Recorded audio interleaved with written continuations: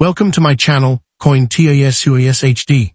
Today, we are going on an exciting journey through American and historic silver dollars as we explore the top 4 $1 coins that collectors should know about. We'll begin with the famous 1881 Morgan silver dollar, then discover the historic 1941 to 1945 wartime Canadian silver dollars, followed by the fascinating 1857 to 1861 Liberty-seated silver dollars. And finally, we'll uncover the incredible story behind the 1789 to 1791 $1 coins, connected to the earliest years of the United States. We'll look at their history, silver content, mint marks, mintage, rare varieties, eras, condition, and realistic values. Could one of these old $1 coins be hiding in your collection and be worth far more than its face value? Stay with us until the end, because you might be surprised by what collectors are searching for today. Let's get started. Top 4 first up. When collectors see a piece described as a 1789, 1791, there is an extremely important point to understand before discussing rarity or value. There was no official United States $1 coin dated 1789, 1790, or 1791. The dates 1789, 1791 are associated with the early presidency of George Washington, who became the first president of the United States in 1789. A piece carrying Washington's portrait together with dates such as 1789, 1791 is therefore most likely a medal, token, commemorative piece, or later, privately issued dollar-sized item, rather than an official U.S. mint dollar struck during those years. The years 1789 through 1791 were among the most important years in American history. George Washington was inaugurated as the first president on April 30, 1789, after winning the first presidential election under the new U.S. Constitution. The federal government was still being organized, and Washington, Congress, and other national leaders were establishing institutions that would shape the country for generations. The United States did not yet have a fully functioning federal coinage system when Washington took office. The Coinage Act of 1792 would establish the United States Mint and create the legal framework for federal American coinage. This means that a piece dated 1789, 1791 cannot simply be assumed to be a U.S. mint dollar. The first official federal U.S. silver dollar was the 1794 flowing hair dollar, produced several years after Washington became president. There is no single official U.S. mint design or specification for a 1789, 1791 coin, because no official U.S. dollar was issued with those dates. Washington commemorative medals and tokens exist in many different designs, sizes, and metals. One example may show a portrait of Washington on the obverse and an eagle, patriotic symbol, inscription, or historical scene on the reverse. Another may have a completely different design. A Washington piece, marked 1789, 1791, cannot be identified simply by looking for a normal U.S. mint letter, because many such pieces were not official U.S. mint coins at all. A genuine 1790s federal U.S. dollar was produced at the Philadelphia Mint, and early Philadelphia dollars generally did not carry a modern mint mark. There is no official U.S. mint mintage figure for a 1789, 1791 $1 Washington coin, because no such official dollar denomination was struck during those years. This is one of the most important facts to include in a YouTube video about this piece. The value of a piece described as 1789, 1791 can vary enormously because identification comes before valuation. A common modern Washington commemorative or replica might sell for only a few dollars to several tens of dollars. A genuine silver commemorative or scarce historical medal can be worth substantially more. A rare early Washington medal with strong provenance and collector demand can potentially bring hundreds or thousands of dollars.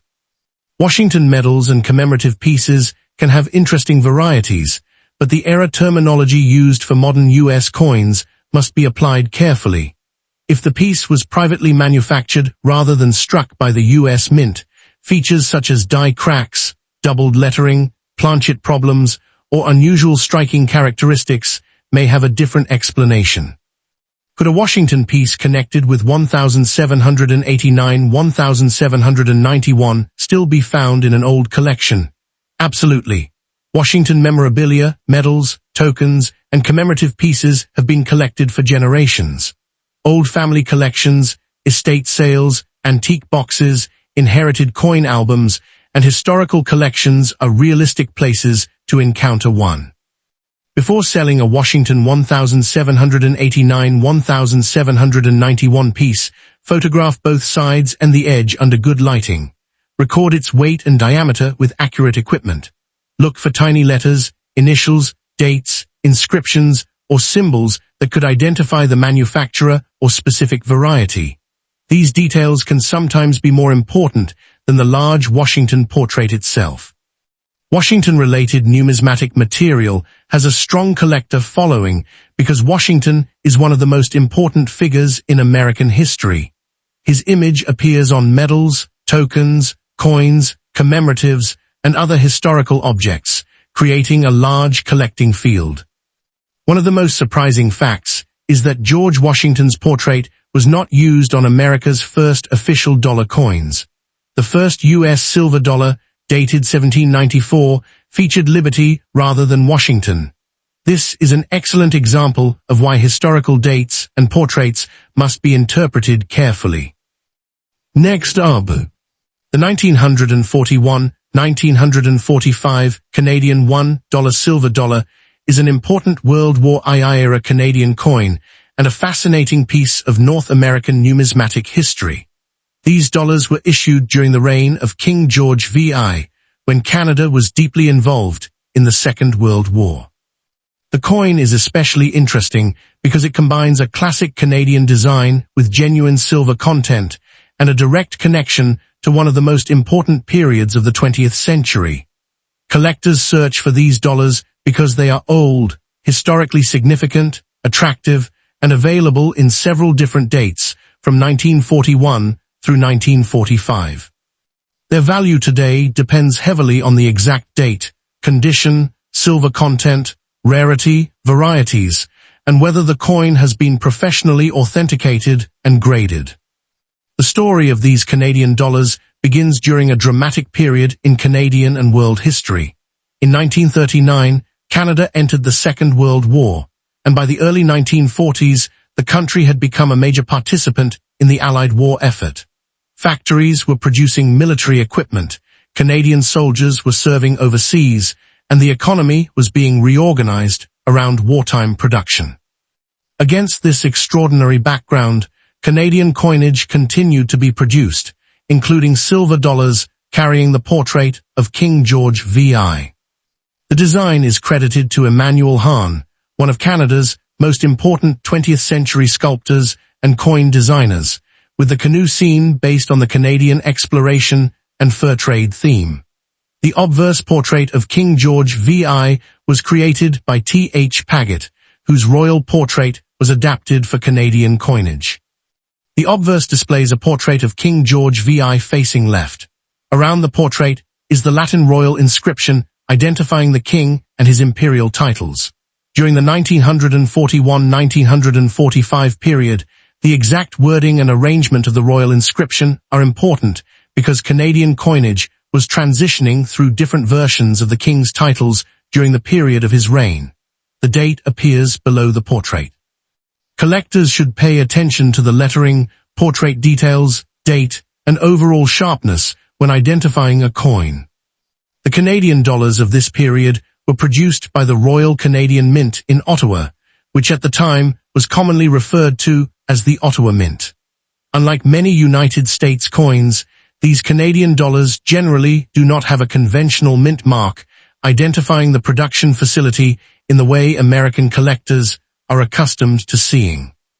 The 1941-1945 Canadian Voyageur dollars were produced in relatively modest quantities compared with many modern circulating coins. but that does not mean every surviving example is extremely rare. Exact production and surviving population figures should be distinguished carefully because the number originally struck can be much larger than the number that survives today in collectible condition.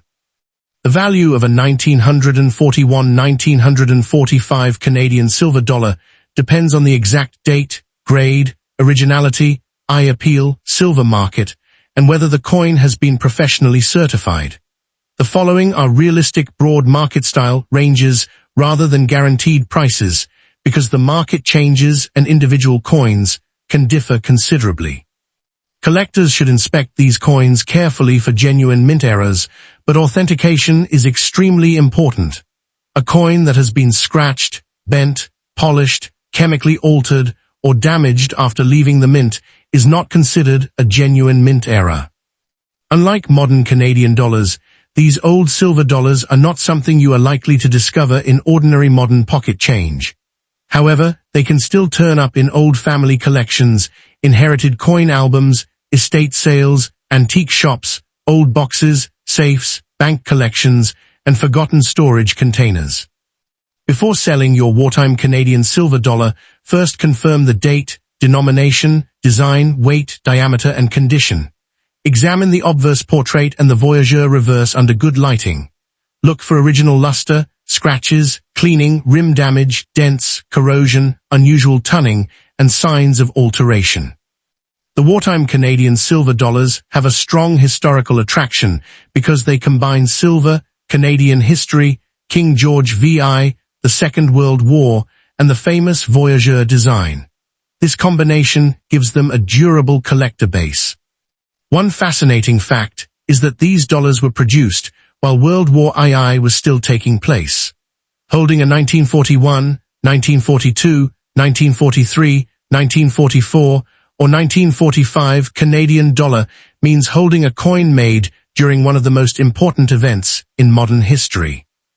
Next up, the 1857-1861 United States $1 silver dollar is part of the historic Liberty seated dollar series, one of the most fascinating early American silver dollar series for collectors. These coins were struck during a dramatic period in American history, including the economic changes of the late 1850s and the beginning of the American Civil War in 1861. Because these dollars are more than 160 years old, genuine examples are highly desirable to collectors, especially coins with original surfaces, strong details, scarce dates, rare mint varieties, and attractive natural tunning. Unlike modern dollars, these early silver dollars were made from precious metal and have substantial historical and numismatic importance. The Liberty seated dollar belongs to a long-running American coin design that began in the 1830s. The seated figure of Liberty was created by Christian Gobrecht, the third chief engraver of the United States Mint.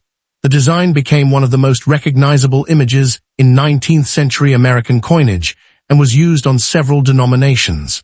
By the late 1850s, the Liberty seated dollar was already an established part of American silver coinage. The years from 1857 through 1861 were an extraordinary period in United States history. America was expanding rapidly, railroads were connecting different regions, western territories were developing, and the nation was experiencing major political conflict over slavery and states' rights. By 1860, Abraham Lincoln had been elected president, and in 1861, several southern states seceded from the Union. The Civil War began in April 1861. A silver dollar, dated 1861, therefore, comes from the very beginning of one of the most important conflicts in American history. The obverse features Liberty seated on a rock, facing left. She holds a staff topped with a Liberty cap in one hand, while the other hand rests upon a shield bearing the word Liberty. The date appears below the seated figure. This design represents freedom and the ideals of the United States, while the shield emphasizes the nation's identity and independence. The mint mark is extremely important when identifying an 1857-1861 Liberty seated dollar. A dollar with no mint mark was generally struck at the Philadelphia Mint. The absence of a mint mark on these coins is therefore normally completely normal and should not be described as a missing mint mark error. The approximate reported mintages for the Liberty-seated dollars during this period are 94,000 for 1857, 60,000 for 1858, 255,700 for 1859, approximately 217,600 for 1860, and approximately 77,500 for 1861.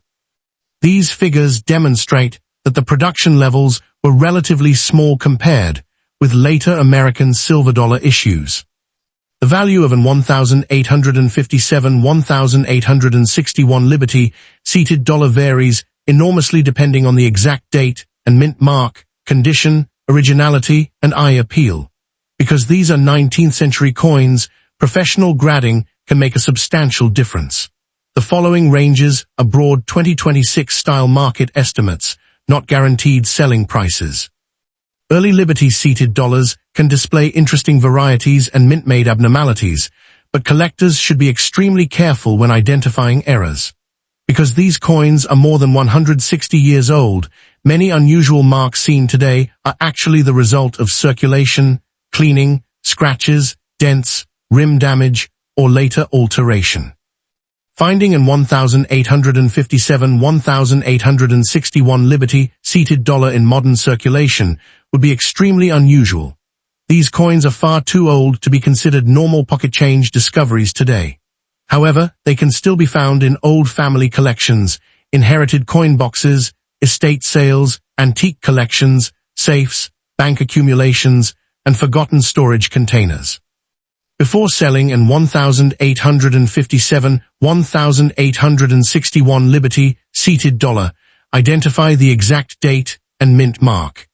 Examine the reverse beneath the eagle to determine whether an O mint mark is present. Liberty-seated dollars have a strong place in American numismatics because they combine precious metal, age, historical significance, artistic design, and scarcity.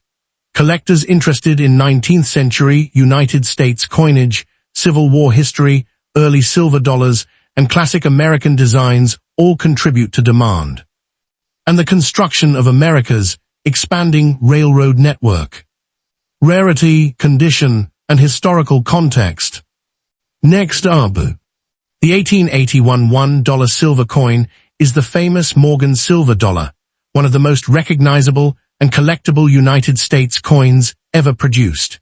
It was struck during an important period in American history when the United States was producing enormous quantities of silver dollars following the growth of the American silver mining industry. The 1881 Morgan dollar is especially interesting because it was made at several different U.S. mints, including Philadelphia, Carson City, New Orleans, and San Francisco, and the mint mark can make a major difference to its rarity and value.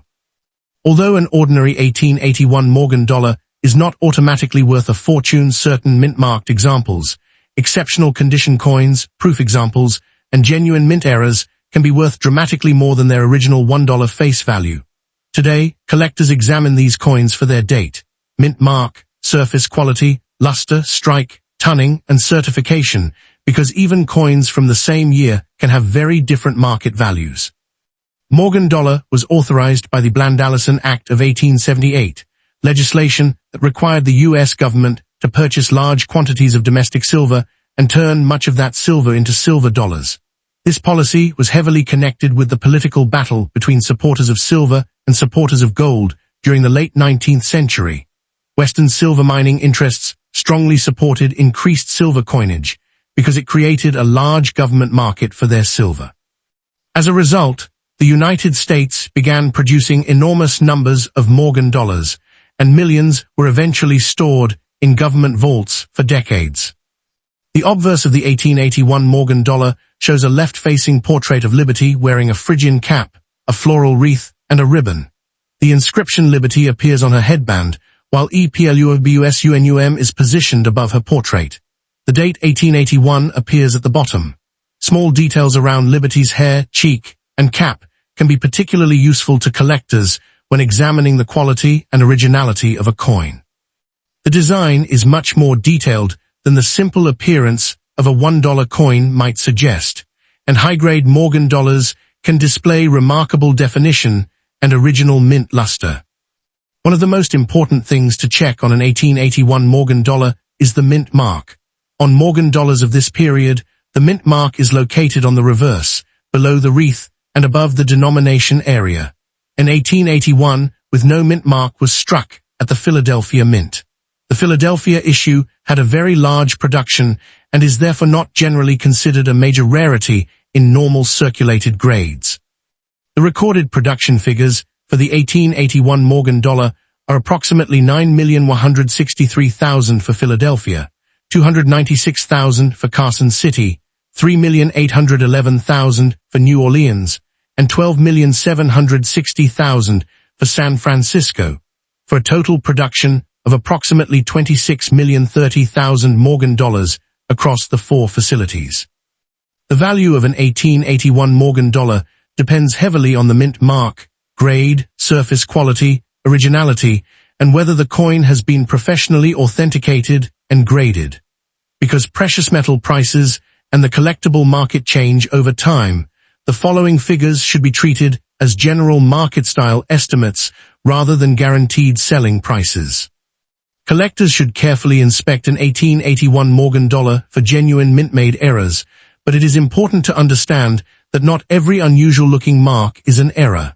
Morgan dollars were struck using heavy equipment, and millions of coins experienced contact marks, bag marks, scratches, dents, die deterioration, and other post-mint damage. A genuine mint error must normally be supported by physical evidence, showing that the unusual feature occurred during the manufacturing process. Could you still find an 1881 Morgan dollar in circulation? In practical terms, you should not expect to find one in ordinary modern pocket change. Morgan dollars stopped being produced as regular circulating silver dollars long ago, and surviving examples are primarily found in collections, old accumulations, estate collections, dealer inventories, bank holdings, inherited boxes, and old coin hoards. Before selling an 1881 Morgan dollar, identify the exact mint mark and inspect the coin under bright neutral lighting. Look at Liberty's hair and cheek, the fields around the portrait, the eagle's feathers, the rims, and the overall luster. Check carefully for scratches, cleaning, artificial tunning, dents, rim damage, and unusual surfaces. A coin that looks shiny is not necessarily uncirculated. In fact, harsh cleaning can destroy much of a Morgan dollar's collector premium. Morgan dollars have one of the strongest collector followings in American numismatics. Their popularity comes from several factors at once: attractive design, historic importance, silver content, multiple mint locations, famous rarities, and a huge collector base. The 1881 date benefits from this overall popularity, but investment potential varies dramatically between ordinary circulated coins and elite certified specimens. One fascinating fact is that the Morgan dollar contains approximately 0.7734 troy ounce of pure silver, even though its face value is only $1. Another interesting fact is that the coin's designer, George T. Morgan, was born in England and became one of the most important engravers in American numismatic history.